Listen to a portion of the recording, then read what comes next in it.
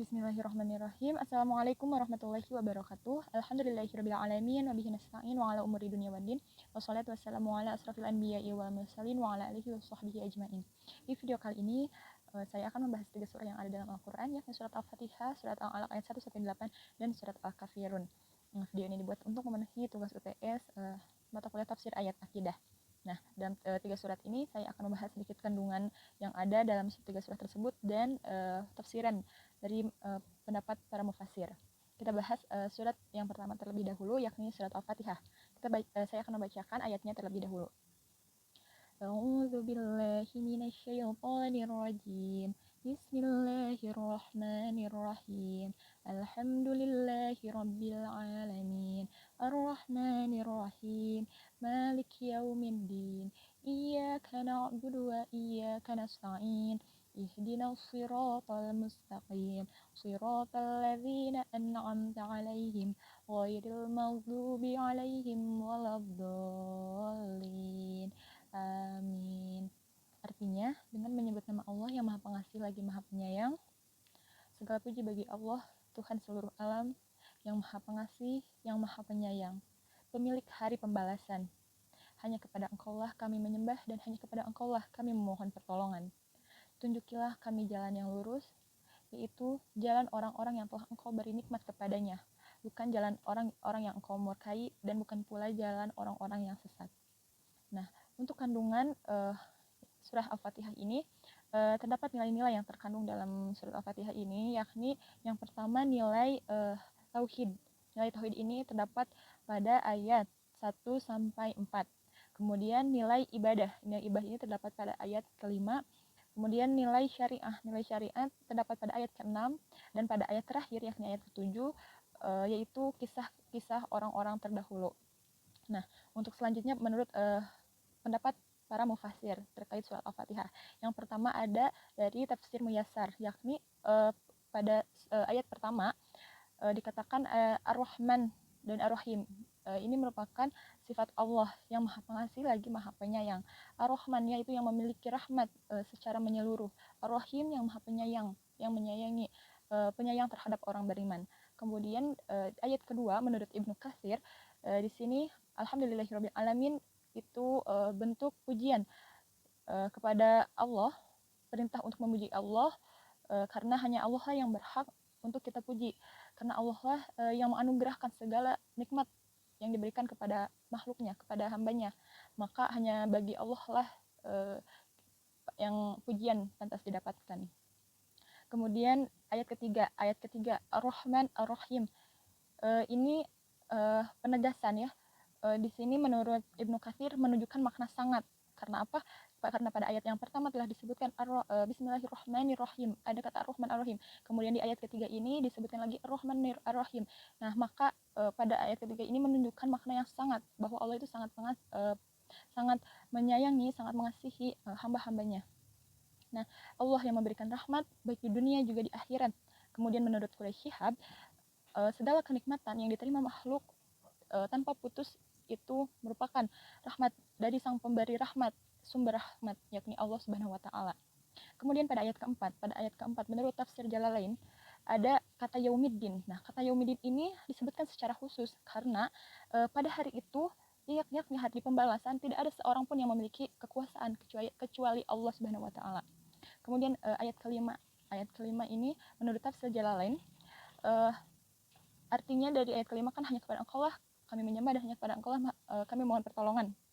Nah, di sini beribadahlah hanya kepada Allah seperti mengesahkan Allah gitu, tidak menyekutukannya dan tidak ada lagi yang patut disembah selain Allah gitu. Dan hanya kepada Allah lah untuk memohon pertolongan. Hanya kepada Allah lah kita beribadah dan hanya kepada Allah lah untuk memohon pertolongan.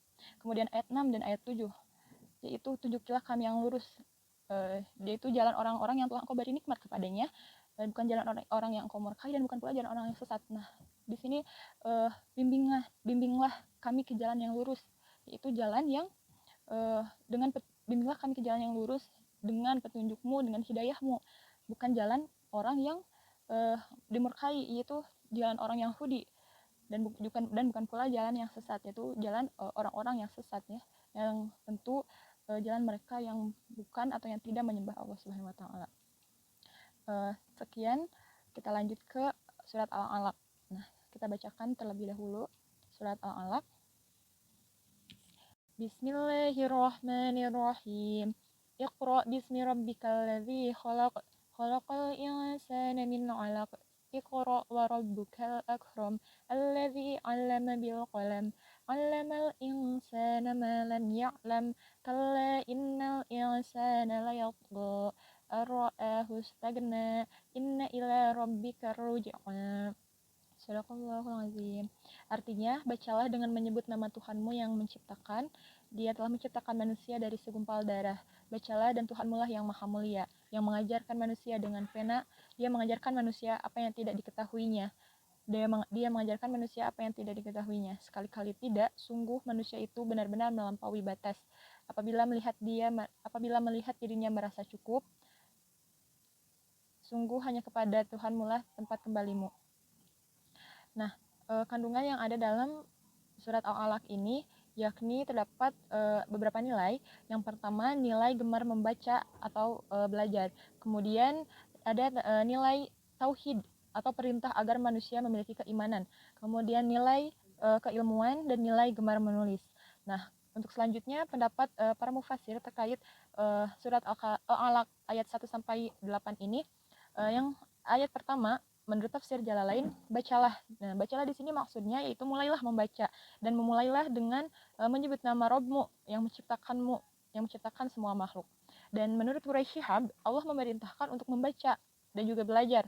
Nah, membaca di sini itu meneliti, mempelajari, menelaah dan lain sebagainya. Baik ayat qauliyah maupun ayat kauniyah. Nah, ayat qauliyah itu ayat Al-Qur'aniyah dan ayat kauniyah itu alam semesta, mempelajari alam semesta. Kemudian pada ayat kedua menurut Ibnu Katsir, yakni pada ayat ini yaitu merupakan ayat peringatan kepada ayat peringatan mengenai penciptaan manusia, yakni manusia diciptakan dari segumpal darah yang tidak memiliki apa-apa, tidak apa yang patut dibanggakan gitu, dari segumpal darah, dari belum memiliki kemampuan apa-apa, namun menjadi manusia yang sempurna. Allah memberikan segala kemampuan kepada manusia. Kemudian ayat yang ketiga, Allah meminta manusia agar manusia membaca lagi, terus membaca lagi, belajar, yang mengandung arti bahwasanya untuk menemukan sebuah ilmu, untuk keimanan itu perlu membaca berulang kali, berkali-kali. Nah, setelah itu akan menemukan bahwa Allah Maha Pemurah, yaitu Ia mencurahkan segala pengetahuannya kepada hambanya, kepada makhluknya yang belajar, dan Allah akan memperkokoh imannya. Karena apa? Karena manusia itu yang telah belajar berulang kali, membaca berulang kali, kemudian mempunyai pengetahuan, memiliki pengetahuan, sehingga imannya pun semakin kokoh. Kemudian ayat yang kelima, Allah mengajarkan manusia apa yang belum diketahuinya atau apa yang tidak diketahuinya. Jadi ketika manusia belum tahu apa-apa, tidak bisa apa-apa, nah Allah memberikan kemampuan kepada manusia untuk apa? Untuk dapat menggunakan alat tulis, yaitu di sini maksudnya ya memberi kemampuan gitu. Allah mengajari manusia dengan pena. Allah memberikan kemampuan kepada manusia untuk menggunakan alat tulis. Nah, kemudian ayat ke-6 sampai ayat ke-7, Allah menyesali manusia karena banyak yang cenderung lupa sehingga melakukan tindakan-tindakan yang melampaui batas gitu. Seperti kafir kepada Allah, kemudian sewenang-wenang terhadap manusia, memperlakukan manusia sewenang-wenang gitu. Dan di situ terjadi karena manusia merasa berkecukupan, bahwa manusia telah merasa cukup sehingga ia kafir dan kemudian sewenang-wenang memperlakukan manusia. Nah, ayat 8 yaitu menurut Ibnu Katsir maksudnya hanya kepada Allah tempat kembalimu, karena dialah yang akan menghisab tentang harta, dan yang harta itu dari mana diperolehnya, kemudian dipergunakan untuk apa, dan akan menghisab segala yang telah dilakukan oleh manusia di bumi atau di dunia. Nah, untuk selanjutnya surat yang terakhir yakni surat Al-Kafirun, kita bacakan dulu ayatnya. Bismillahirrahmanirrahim.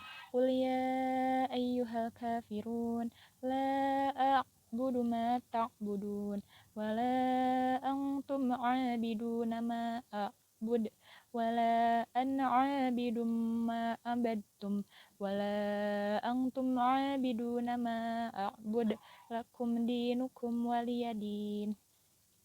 Artinya, katakanlah Muhammad, wahai orang-orang kafir, aku tidak akan menyembah apa yang kamu sembah, dan kamu bukan penyembah, apa yang aku sembah, dan aku tidak akan pernah menjadi penyembah apa yang kamu sembah, dan kamu tidak pernah pula menjadi penyembah apa yang aku sembah. Untukmu agamamu dan untukku agamaku.